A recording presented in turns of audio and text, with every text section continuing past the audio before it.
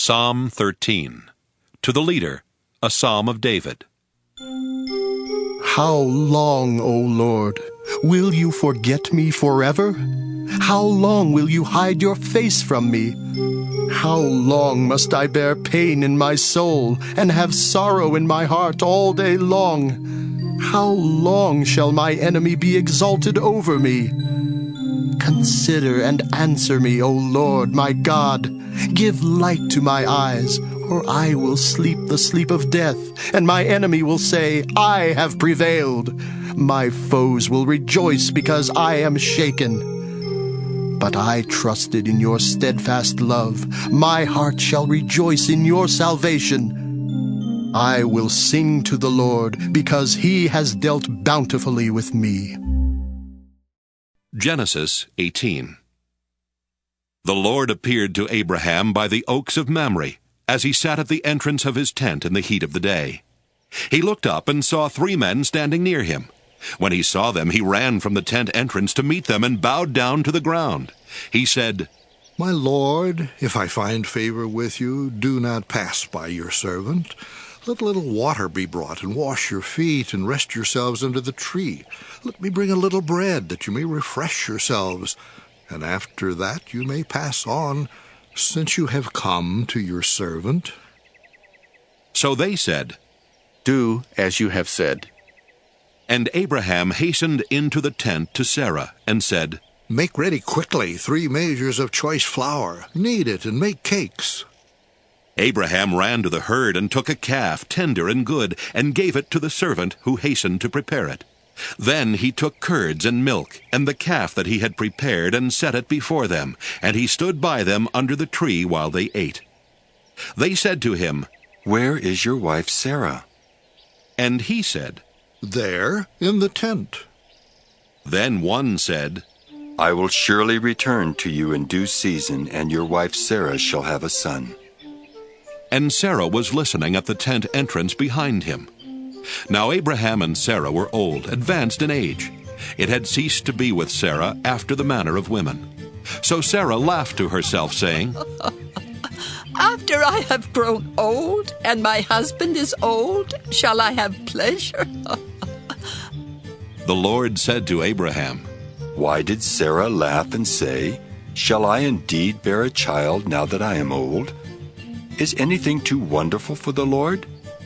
At the set time I will return to you in due season, and Sarah shall have a son. But Sarah denied, saying, I did not laugh. For she was afraid. He said, Oh yes, you did laugh. Good lesson is don't lie to God. You'll get caught anyway. Seems appropriate for Father's Day that we say something about Father Abraham. As we get started, the word up there that you're wondering, it's pronounced tzaddik, and it means righteous person. And to become a tzaddik was very important, not only in Abraham's day, but even today.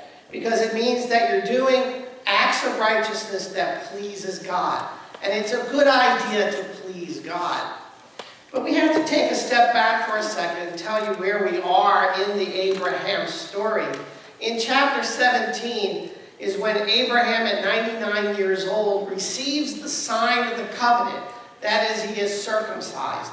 And you have to remember they didn't, that was the Trish look was perfect. I would expect the Greg look to be that, the other. Yeah, they didn't have anesthesia or anything like that, and they didn't knock him out, they just did it. And the circumcision becomes the sign of the covenant, and since chapter 12, you've probably heard this covenant repeated 3 times. But we have to remember that tradition of chapter 18 tells us that 3 days have gone by. And in the 3rd day, for an adult who's being circumcised, that's the most painful of the days. You would think the 1st or the 2nd would be. I think that's a shock day. But the 3rd is the worst. So Abraham is ill. He's hurting. But also, they didn't have things like antibiotics back then. So more than likely, since they took a dirty knife and did what they did, he probably had a little bit of an infection thing going on also. So he's sick. He's ill. Yet, he's longing for God to send him visitors. He wants visitors because entertaining visitors who show up at your tent was considered an act of righteousness. And it still is in most places in the Middle East.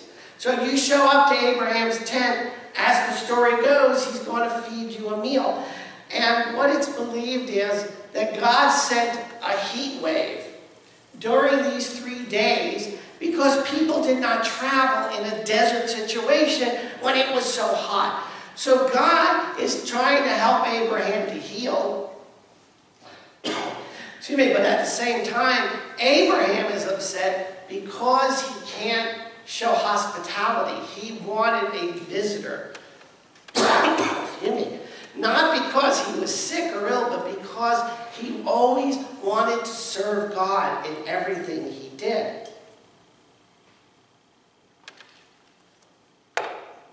And then we hear these words, in the heat of the day. Now, for us in this part of the world, the heat of the day is what, about 2 o'clock? On a clear day. The hottest of the day is usually about 2 o'clock. In Israel, where Abraham was, something's really bugging me today in the church on my voice, so I do apologize. The heat of the day would be noon. Sun rose at 6, sets at 6, heat of the day is 6. And we find out that Abraham is at the door of his tent. Well, in his day, and they do this in Spain, when noontime comes around, what do we have? Lunch. Then what do we do? Siesta. We take a little nap. So it was very common for laborers to start at about 7 a.m. because you got to get up and get ready and go to your place of work. Work till about 12. And then you would take some time off. We're not sure how much. But you'd have your big meal of the day. And you know what happens if it's hot out and you go and sit down somewhere, you're going to nod off and go to sleep. And he's sitting at the door of his tent. Now that to us would mean the flap of the tent. But in those days, you didn't point the flap of your tent to the east or to the west. You might have pointed it logically would be to the north or even the south would work because you're near the equator. Because that would be the coolest part of your tent because you wouldn't get all the heat from the sun. So Abraham is sitting at his tent door. He just had a big meal. He's not really feeling well. So what is he doing? He's sleeping. When you read about the interactions between God and people in the scriptures, especially the Hebrew scriptures, you find out that they're in some kind of dream or some kind of trance. The only one that's a debatable one is when Moses goes to the burning bush, whether he's in a dream or not. But everywhere else, it's in a dream or a trance. So you're being told that. It's 12, it's the heat of the day, he's sitting at his tent, he just had food, he's falling asleep. And this is going to continue. He's going to have a couple more of these, what we call theophanies. That's the fancy word. Theo comes from the Greek word from meaning God, and ophany meaning this experience. So he's going to have an experience with God. And the experience are these 3 men who show up. Now, we would consider them angels, which is fair to say. And Abraham sees them. Now, think of what he does. He's hurting. All the guys here understand this is what kind of hurt we're talking about. And he's sick because he's got an infection, and they don't have antibiotics. And what does he do when he sees these 3 guys? He gets up and he runs to them. That was not easy to do because he wanted to show them hospitality because Abraham is a righteous man. He's Hasidic. And he sees these 3 men and he cannot let them just go. In fact, he invites them in. Come on, I want to give you a meal. I want to wash your feet. Come sit under the tree with me because you want to get into the shade. And it's very important to him that he performs this act of righteousness. Something we want to bear in mind for a moment. This act of righteousness. Even though he's sick, even though he's really not moving well, he's 99 years old. That's old. 99 is not the new 50. 99 is just old. And yet, what does he do? He says, I've got to do this act of righteousness because it's a blessing from God if I do it. And he gets up and does it.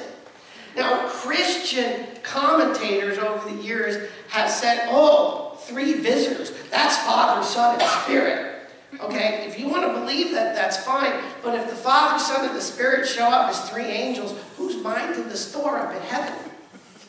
It's not like we can lock the door and say, I'll be back in an hour, like they do at the BJ's at the Optical. Oh, I'm going to go to lunch, so I'll be back in an hour.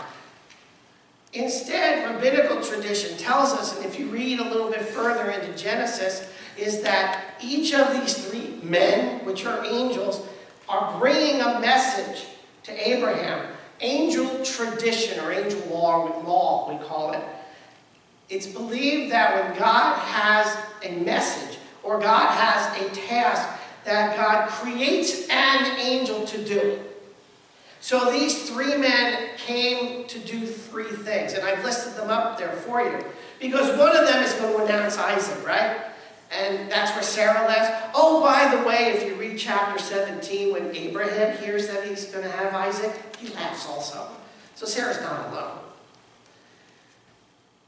A little bit after this passage, you're going to hear one of the angels tell him about the destruction of Sodom. Remember Lot, his half-brother's son, and his family are down in Sodom, and then there's that whole thing where Abraham kind of negotiates.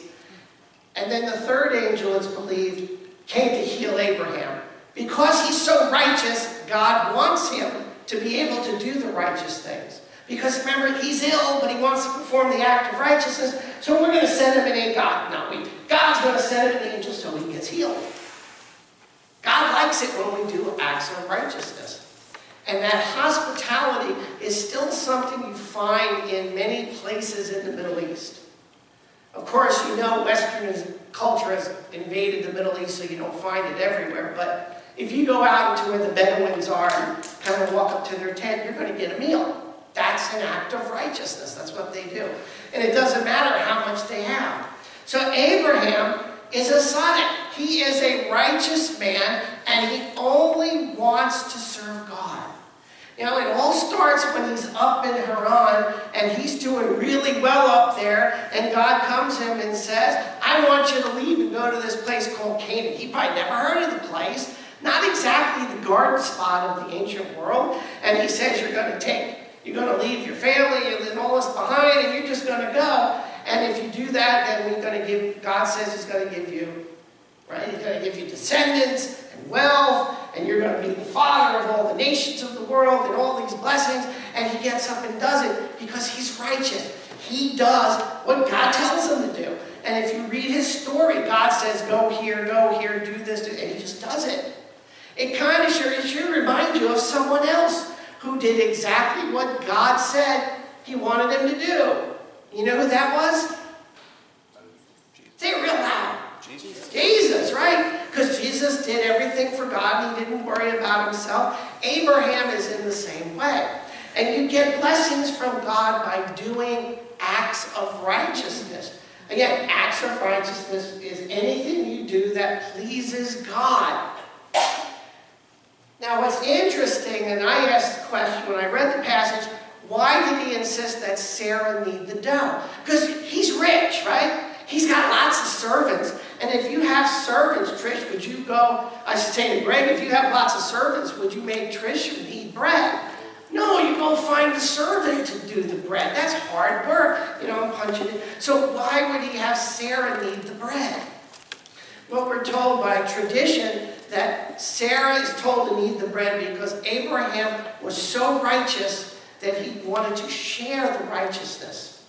And by having Sarah do the kneading of the bread, she participated in hospitality. Because the women didn't serve the food, he's going to do the serving. She's in the background, but if she's preparing the food, that makes her a part of righteousness. See, so Abraham wasn't just saying, ooh, looky me, I'm going to be righteous today. He said, I'm going to be righteous, but I want Sarah to be righteous too. Cared about others. You should now say, well, Jesus did that too. He always worried and cared about someone else. So Sarah kneads the dough as an act of righteousness, which makes them both righteous. The story for us today to think about is, how do you please God? And what are your acts of righteousness? What do you do on a daily basis? Now, coming here today and offering your prayers and your singing and in time your offerings, that is an act of righteousness, or an act of righteousness, or acts of righteousness, whichever. But that's just the beginning of things. What else do you do that pleases God? Because if it pleases God, then it's an act of righteousness. And each of us have to figure out what that is. Being that it's Father's Day, I thought I would talk a little bit about what dads do in righteousness. And those dads understand them. And I call it the invisible righteous dad. And that's the dad who puts his kids first. And he's kind of invisible. In other words, I remember doing this, and some of you probably have done it, where you drive your kids to activities. You know, you go to work, you used to get up at 6, you used to leave the house at 6, get home at 6, and then the first thing you're like, oh yeah, it's Wednesday, and your lovely wife says, by the way, you're going to take the 2 girls to dance, and the boy goes gymnastics, and she's doing other stuff too at the same time. But you come home and you say, I have had enough, right? I had a hard work day, and now I got to, we would say schlep. That's a good Yiddish word. Schlep these kids everywhere. And then you attend all of their school plays, whether you want to or not, right, Greg? And the concerts, and they're cute, but when they sing off key, well, you know. And then they have the dance company thing, where you spend hundreds of dollars for these outfits that they wear for about 30 seconds. And dads do all these wonderful things, but then when the kid's up there, you know, doing her little dance thing, she looks over at Mom and goes, hi, Mom. That's the invisible dad. She doesn't remember who's the one who went to work 12 hours a day to pay for that $100 costume that you wore for 30 seconds. And all that driving back and forth, but you don't care because you're the dad. That's your job, and you take care of your family, and you protect them, and you want to give them everything you can. And what's interesting about being a dad is you never stop being a dad, do you? Your kids are always there. You're always concerned about them. And you know what? Moms are like this too. Except moms get more credit, I think, for it, but that's okay. I don't mind that. That's cool. And it doesn't matter how old your kids get, right, Debbie? You're always concerned about their welfare. You want to help them every way you can, and you do whatever you can for them. And what's really cool is when your kid turns about 25 and looks at you and says, Dad, you really weren't an idiot. They do that? Yeah, Andrew actually did that. He actually said, gee, Dad, you really weren't an idiot. But the one thing he will not do, because they stayed with us for 2 days while they were moving, which really irritates me, but I learned, they don't turn lights off. And his wife does not turn lights off. So I put those 5-watt LED bulbs in, so I said, don't care. So you wasted about 3 cents. When we were younger in my house, I had sound detectors, I had, right? Sound detectors, I had timers, I had all kinds of things. Because the kids never turned the lights off. So I'm telling you, when Andrew got his first apartment with Amy and they were at Millersville, you know what I did when I visited first time? Flipped all the lights off. Every single light in the family. And then Andrew comes out and says, why are you doing that? It costs money. Be down. And I'm happy we got to take care of them. You know, they lived with us those 2 days. That's wonderful. But I'm like, I told Sandy afterward, they still leave lights on everywhere. But that's why I put the low bulbs in, because they don't really care anymore. So when we go visit his new house here in another week or so, and he's now got one of these, 2,500 square foot house with a gazillion rooms, I'm turning every single light on, and I'm leaving them on. And then when he says, why'd you do that? But you know what? We do it anyway, right? So we don't complain about it. We get even, but we don't complain about it. It's the moms that do the curse, and your kids will be just like you. That works, doesn't it? Yeah. Doesn't? Well, you don't know that yet. No. But it works. I guarantee it, Debbie, if you do it to Teresa, it works. It works. And when his kids grow up, they're going to leave all the lights on, too. And we'll see if he likes it. But that's that's okay, you don't mind. And it's great that they come, that they still want to be around you, and they still want to be with you. And after we're done here, we're going to drive over to Felton because Amy's got T-bones. So I'm not going to talk a long time because I'm really hungry. And we stopped there this morning to drop off ears of corn, and they're like this thick T-bones. They're like 1 pounder plus. So I'm really going to go have a big time. So she knows the way to her dad's heart. Yeah. T-bones, good meat. It could be T-bones, porterhouse, prime rib is good. Filet mignon. Filet mignon is even better, and chocolate. You're all set. And it's wonderful to do it, and it's great to be a dad, but also to understand that us dads do have support, because if it wasn't for the moms, I think I would have gone stir crazy and insane, because I never understood what they did. Right? They're in their rooms. I'm sitting there, afternoon, Sunday, watching a little football, whatever, and all of a sudden they come out, and they're all like yelling at each other because someone hit someone. So you know what dads do when that happens? I want quiet! You're all guilty. Go to your rooms. And you let them sit there for a little while, and then they were all walking off going, why did we go out and see him? Because you know what's going to happen. But it's fun. But it's also good to know that us dads have good support. And that's where moms come in, because moms can make out the sanity that we can't figure out. Why did you do that? I don't know. And then mom will tell you why. Right, Fred?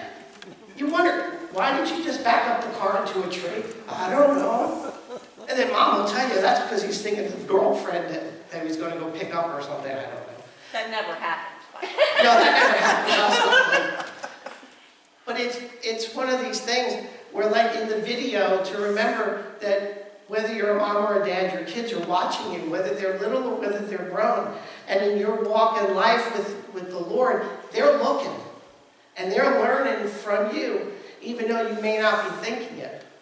And what's great about your being here is your kids are seeing that you're here. And they may not be coming to church right now.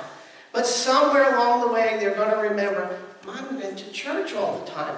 And then they're going to come and ask you why. The day will come. You may think not, but the day does eventually come. So we wish all the fathers a happy Father's Day. Grandfathers are really better.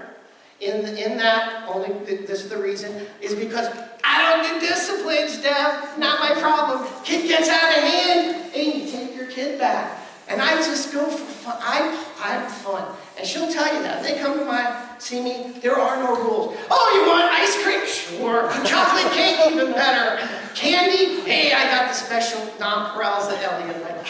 And then mommy, you can hear mommy yelling, don't give me more than 3. Yeah, here's 5. Grandpas have fun. That's what we do. We went through our disciplinary phase. We don't do that now. So happy Father's Day, Grandfather's Day, Uncle's Day too, because if you're an uncle and you have close kids, you have close nieces, nephews, hey, you count just as much. And know that we're all modeling what righteousness is to everybody. Amen.